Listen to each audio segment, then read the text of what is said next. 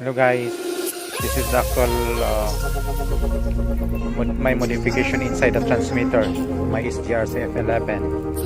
As per requested by Aris R, my new subscriber, on how to make a new mode for this transmitter.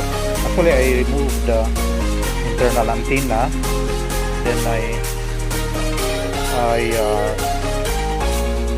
install a connector for the wifi, so with 4G wifi antenna with this 2 watt booster, intended for DJI, but I'm using this to boost the existing amp inside of this transmitter. This is only in series to the existing amplifier inside.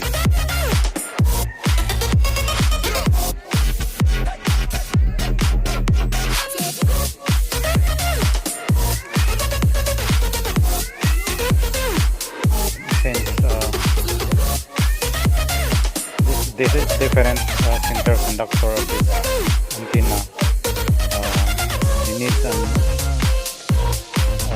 joiner adapter so that you can see the nail tape inside.